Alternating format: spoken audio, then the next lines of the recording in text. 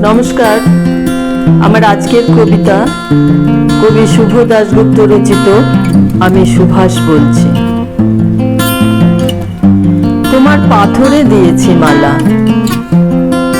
এত মালা এত ফুল তুমি ঢাকা পড়ে গেছো। তুমি পাথর না হলে রাগ করতে। 56 বছর আগের এক মধ্যরাতে এলগিন রোডের 3 তলা ঘরে আলো জ্বলছিল। চাদর গায়ের এক ছায়া মূর্তি পায়চারি করছিল অবিরাম।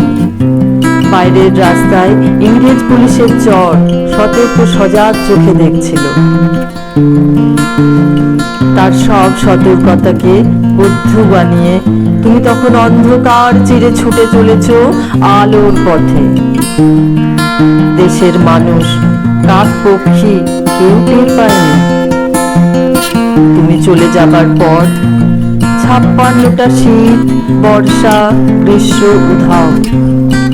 তুমি সেই থেকে প্রত্যেক জানুয়ারিতে পৃথিবীর এপাড়া ওপাড়া সব মাটিতে তোমার অনস্বর পায়ের ছাপ। সব রাইফেলে তোমার বুকের বারুদ, সব কুচকাওয়াজে তোমার সেনার ছন্দ। পরশ পাথরের মতো স্বাধীনতাকে খুঁজেছে তোমার অন্তরে লুকিয়ে থাকা খ্যাপা। তোমার গন্তব্য ছিল স্বাধীনতা, তোমার পথ ছিল স্বাধীনতা, তোমার স্বপ্ন ছিল স্বাধীনতা, তোমার প্রেম ছিল স্বাধীনতা।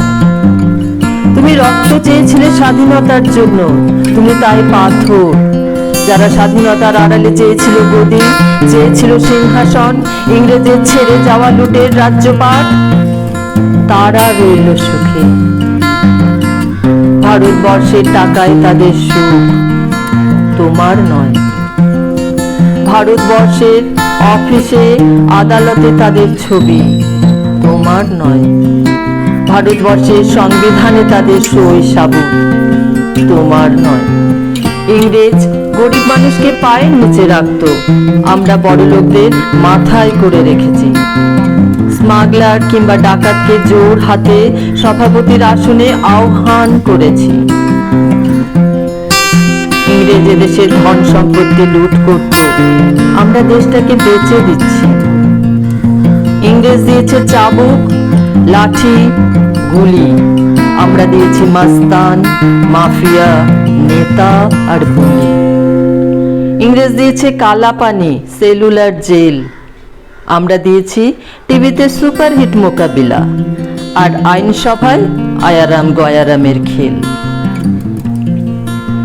56 বছর আগের এক মধ্যরাতে পরাধীন এই দেশ ছেড়ে তুমি চলে গিয়েছিলে স্বাধীন এক স্বদেশে ফিরে আসার স্বপ্ন নিয়ে।